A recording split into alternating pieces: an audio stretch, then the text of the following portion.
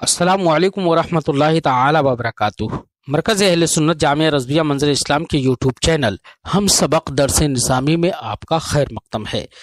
پیارے بچوں، جنہوں نے اب تک ہمارے چینل کو سبسکرائب نہیں کیا ہے وہ ضرور سبسکرائب کر لیں اور بیل آئیکن بھی ٹچ کر دیں تاکہ ہر ویڈیو کی نوٹیفیکیشن آپ تک پہنچتی رہے، اور اپنے ساتھیوں سے بھی شیئر کریں تاکہ ہماری گفتگو سے زیادہ لوگ فائدہ اٹھا سکیں۔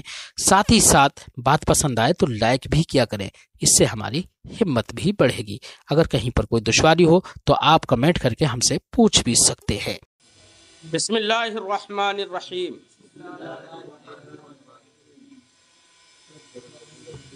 وَإِنِ اخْتَلَفَا فِي الْمَهْرِ فَفِي أَصْلِهِ يَجِبُ مَهْرُ الْمِثْلِ إِجْمَاعًا۔ آج کے اس سبق میں صاحب کتاب یہ مسئلہ ذکر کر رہے ہیں، میاں بیوی میں اختلاف ہو گیا مہر کے سلسلے میں۔ تو مہر میں اختلاف کی مختلف صورتیں ہو سکتی ہیں۔ مثال کے طور پر میاں بیوی میں اختلاف ہوا اصل مہر میں کہ مہر کتنا ہے۔ مہر کتنا نہیں، یہ تو مقدار ہو جائے گی۔ اصل مہر میں اختلاف ہوا کہ مہر بیان کیا گیا ہے یا نہیں کیا گیا۔ ایک کہہ رہا ہے مہر بیان کیا گیا ہے، ایک کہہ رہا ہے مہر بیان ہی نہیں کیا گیا تھا، تو اصل مہر میں اختلاف ہوا۔ اور ایک صورت ہو سکتی ہے بیٹا مقدار مہر میں اختلاف کی، کہ مہر کتنا رکھا گیا تھا۔ عورت کہتی ہے 2000 روپے مہر رکھا گیا، شوہر کہتا ہے نہیں 1000 رکھا گیا، تو مقدار مہر میں بھی اختلاف ہو سکتا ہے۔ اور یہ اختلاف مزید اور غور کرے تو یہ اختلاف اس طور سے بھی ہو سکتا ہے، کبھی اختلاف وطی سے پہلے بھی ہو سکتا ہے، چاہے اصل مہر میں ہو یا مقدار مہر میں ہو۔ بعد وطی بھی ہو سکتا ہے اختلاف، چاہے اصل مہر میں ہو یا مقدار مہر میں ہو۔ دونوں کے مرنے کے بعد ورثہ میں بھی اختلاف ہو سکتا ہے۔ عورت کے وارثین کہہ رہے ہیں 2000 روپے مہر تھا، شوہر کے وارثین کہہ رہے ہیں 1000 مہر تھا، یا دو میں سے ایک مر گیا، تب اس کے بعد میں شوہر اور بیوی کے وارثین میں اختلاف ہو۔ شوہر تو موجود ہے، بیوی کے وارثین کہہ رہے ہیں 2000 مہر تھا اور شوہر کہہ رہا ہے 1000 مہر تھا، یا شوہر مر گیا تو شوہر کے وارثین کہہ رہے ہیں 1000 مہر تھا اور بیوی کہہ رہی ہے 2000 مہر تھا۔ تو صورتیں مختلف ہو سکتی ہے نا۔ صاحب کتاب مختلف صورتوں کو بیان کریں گے آنے والے متن میں۔ فی الحال سر دست یہ ہے کہ اصل مہر میں اختلاف ہوا، چاہے قبل وطی ہو یا بعد وطی ہو۔ اگر قبل وطی ہی ہے اور طلاق ہو گئی قبل وطی، تب تو مہر کا کوئی سوال ہی نہیں کھڑا ہوتا، وہ تو متاع واجب ہو جائے گا، ہے نا۔ اور طلاق نہیں ہوئی ہے تو اختلاف کی بات ہے۔ یہ اصل مہر میں اختلاف ہوا چاہے قبل وطی یا بعد وطی، اصل مہر میں کہ مہر بیان کیا گیا تھا یا نہیں کیا گیا تھا۔ اصل مہر میں اگر اختلاف ہو گیا تو بالاجماع تمام ائمہ اس بات کے قائل ہیں کہ ایسی صورت میں مہر مثل واجب ہو جائے گا، مہر مثل۔ لیکن یہ اس صورت میں ہے جب کہ کوئی بینہ اور شاہد قائم نہیں کر سکا۔ اختلاف کی صورت میں بیٹا اصل دلیل نبی کریم صلی اللہ علیہ وسلم کا وہ فرمان ہے، سرکار نے ارشاد فرمایا البینۃ علی المدعی والیمین علی من انکر۔ جو مدعی ہے اس پر بینہ اور شاہد پیش کرنا لازم ہے، اور جو انکاری ہے، انکار کر رہا ہے، اس پر قسم ہے، والیمین علی من انکر، اس پر قسم ہے۔ تو مدعی پر بینہ ضروری ہے۔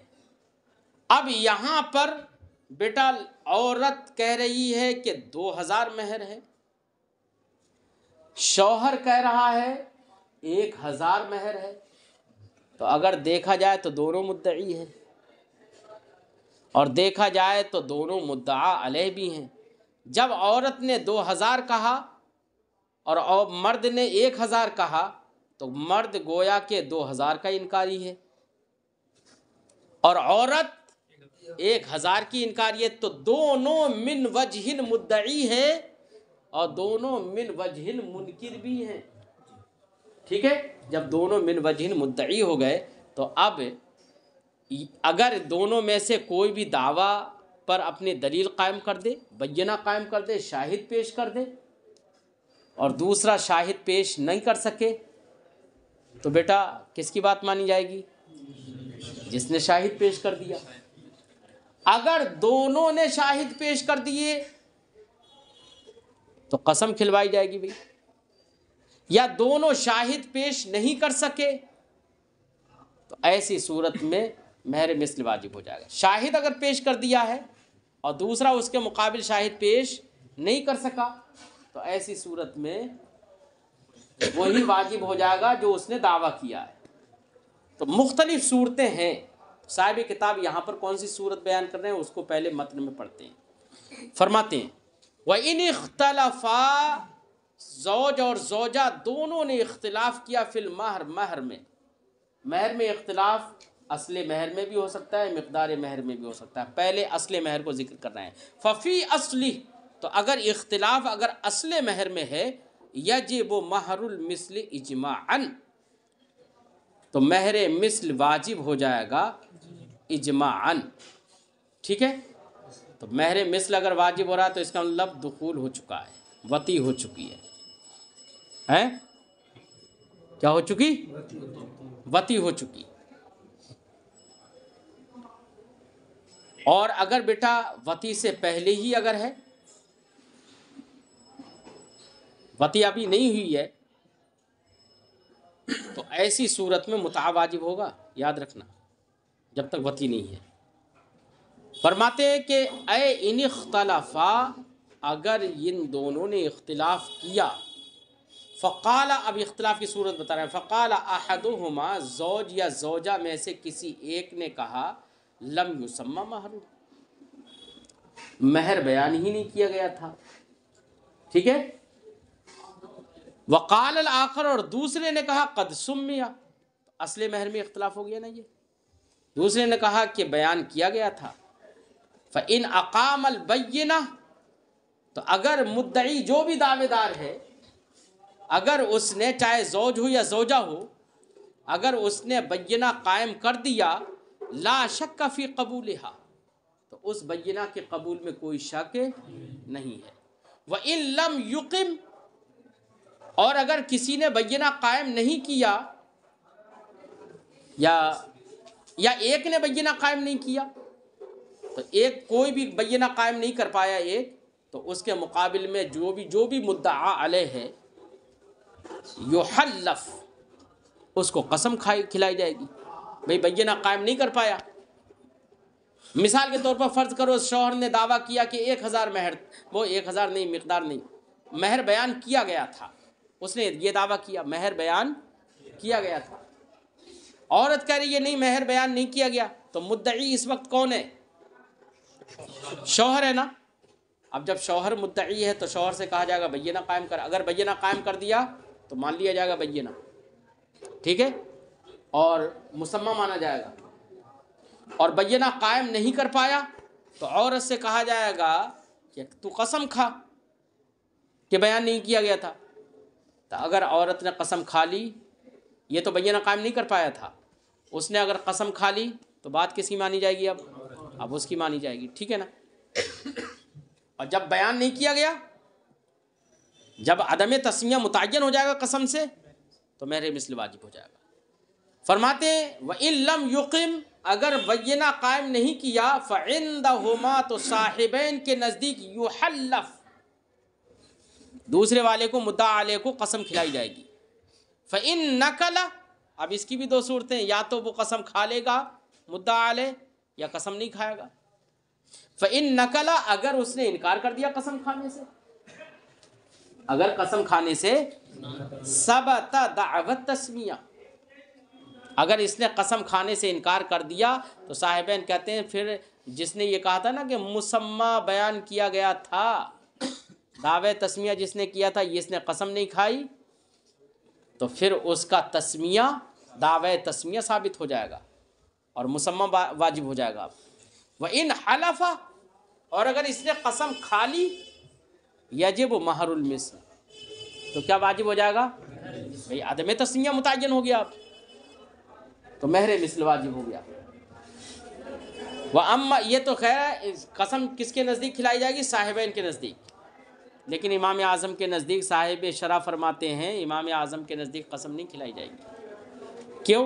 اس لیے کہ امام اعظم کے نزدیک باب نکاح میں قسم نہیں کھلائی جاتی ہے، نکاح میں قسم نہیں کھلائی جاتی، لہذا عورت کو قسم نہیں کھلائی جائے گی، اور وہ بینہ قائم نہیں کر پایا ہے، وہ بینہ قائم نہیں کر پایا، اور امام اعظم کے نزدیک عورت کو قسم کھلوائی نہیں جائے گی، کیونکہ نکاح میں قسم نہیں کھلوائی جاتی ہے، تو بینہ قائم نہیں کر پایا بیٹا مسمى پر وہ، اور یہ بھی قسم نہیں کھا رہی ہے عدم تسمیہ پر، کیا واجب ہوگا؟ مہر مثل واجب ہو جائے گا۔ تو امام اعظم کے نزدیک بھی مہر مثل واجب ہو رہا ہے، اور صاحبین کے نزدیک بھی، اسی کو انہوں نے کہا تھا اجماعاً، مہر مثل سب کے نزدیک واجب ہوگا۔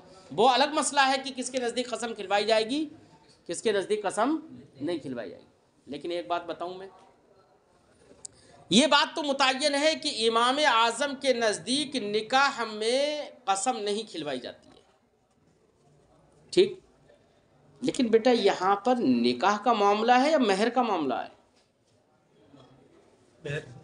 مہر کا معاملہ ہے، مہر کا تعلق مال سے ہے، نکاح سے نہیں ہے۔ وہ الگ بات ہے مہر واجب ہوتا ہے نکاح سے، لیکن مہر کا تعلق کس سے ہے؟ مال سے ہے، تو یہ باب مال میں جائے گا، نہ کہ باب نکاح میں۔ وجوب مہر یہ نکاح سے ہے، اور یہ ثبوت مہر کہ مہر مسمى ہے یا غیر مسمى ہے، یہ ہے وہ ہے، اس کا تعلق مال سے ہے۔ اس لیے صاحب شرح نے جو یہاں پر یہ کہا ہے کہ امام اعظم کے نزدیک قسم نہیں کھلائی جائے گی، کیونکہ نکاح میں ان کے نزدیک قسم نہیں کھلائی جاتی ہے، یہ صاحب شرح کے تسامح سے ہے۔ کس سے ہے؟ صاحب شرح کے۔ محققین ہمارے فقہاء نے ذکر کیا ہے کہ اس مسئلے میں بالاتفاق قسم کھلائی جائے گی، کیونکہ مہر کا تعلق مال سے ہے، نکاح سے نہیں ہے، تو باب مال کے اندر قسم کھلائی جائے گی۔ سمجھے نہیں؟ ہاں، اسی کے ہی قائل ہے امام اعظم۔ یہ صاحب کتاب کا تسامح ہے یہاں پر۔ اس کتاب میں بہت ساری جگہوں پر تسامح ہوا ہے، انہی تسامحات مسامحات میں سے ایک جگہ یہ بھی ہے۔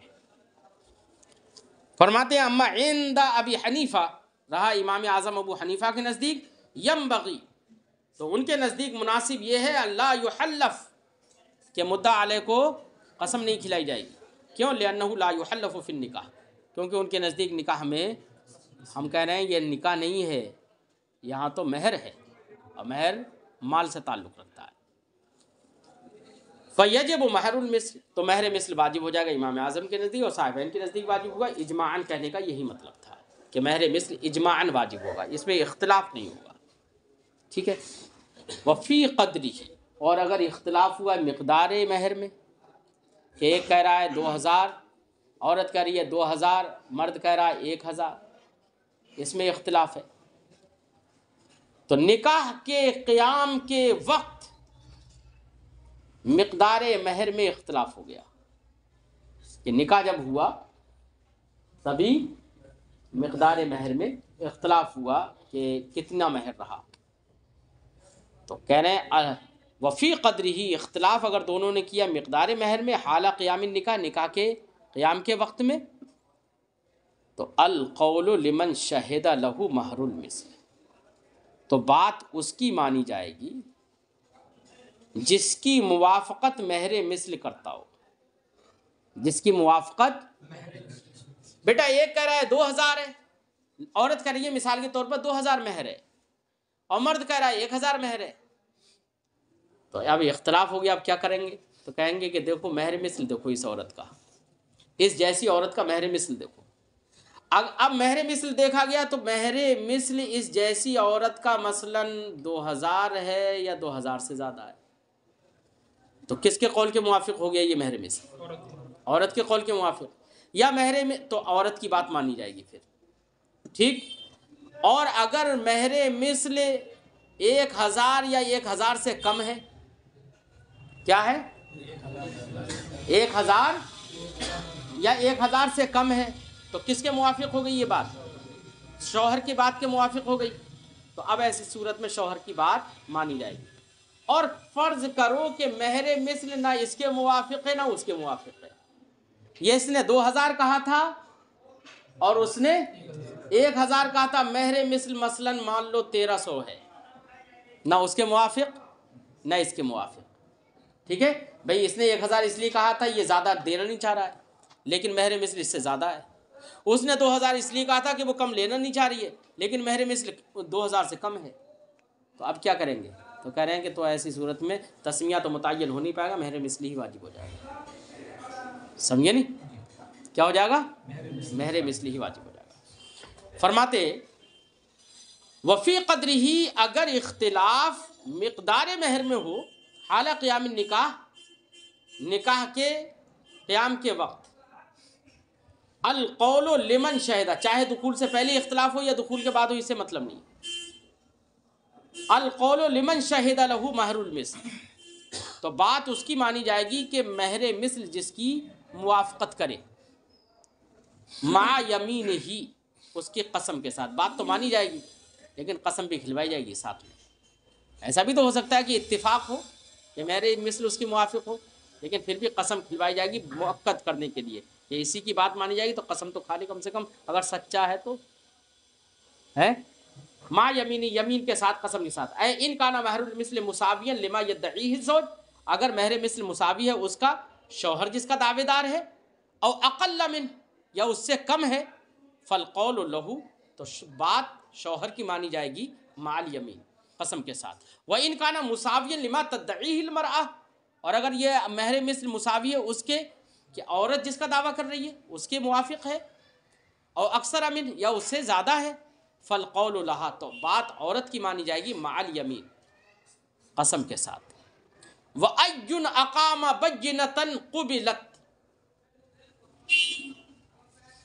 اب ایسی صورت میں مقدار مہر میں اختلاف ہوا، اب دونوں میں سے کسی نے بینہ قائم کر دیا، تو کہنا ہے بینہ قائم کر دیا تو البینۃ علی المدعی والیمین علی من انکر، بینہ قائم کر دیا تو بینہ تو ثبوت کے لیے ہوتا ہے نا، ہے کس کے لیے ہوتا ہے بینہ؟ ثبوت کے لیے ہوتا ہے، یاد رکھیے۔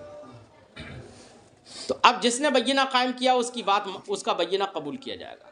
اب عورت نے بینہ قائم کر دیا کس پر؟ شوہر پر، اپنے دعویٰ پر، یار اس نے کہا تھا یہ 2000 ہے مہر مثل، اس نے 2000 پر بینہ قائم کر دیا، یا شوہر نے کہا تھا 1000 ہے مہر مثل، اس نے 1000 پر بینہ قائم کر دیا۔ فرماتے ہیں کہ جن دونوں میں سے جس نے بھی بینہ قائم کیا اس کا بینہ قبول کیا جائے گا۔ کیا کیا جائے گا؟ ایٌ اقام بینۃ، جس نے بھی بینہ قائم کر دیا، قبلت، وہ بینہ قبول کیا جائے گا، شہد مہر المثل لہ او لہا، خواہ مہر مثل موافق ہو مرد کے قول کے یا موافق ہو عورت کے قول کے، اگر بینہ قائم کیا گیا تو بینہ قبول کیا جائے گا، ٹھیک ہے۔ اب اس کی صورت بتا رہے ہیں، وذالک، وہ اس وجہ سے بینہ قبول اس لیے کیا جائے گا، لأن المرأة تدعی الزیادۃ، کیونکہ عورت زیادتی کا دعویٰ کرے گی کیونکہ زیادہ مہر ملے، فإن اقامت بینۃ، اگر اس نے بینہ قائم کر دیا، قبلت، تو اس کا بینہ قبول کیا جائے گا۔ وَإِنْ أَقَامَ الزَّوْجُ وَحْدَهُ، اور اگر شوہر نے تنہا بینہ قائم کیا تو قبلو ایضاً، اس کا بھی بینہ قبول کیا جائے گا۔ بھئی بینہ تو یہ مضبوط دلیل ہے نا، یہ تو نبی کریم کے فرمان سے ثابت ہے کہ البینۃ علی المدعی، مدعی نے اپنے دعویٰ پر بینہ قائم کر دیا، تو بینہ قائم کر دیا اور بینہ اس کے لیے ہے، سمجھے، مدعی پر بینہ ہی دینا ضروری ہے، اور بینہ قائم کر دیا اس نے، تو بات تو مانی جائے گی اس کی۔ لأن البینۃ تقبل لدفع الیمین، کیونکہ بینہ کو قبول کیا جاتا ہے قسم کو دفع کرنے کے لیے۔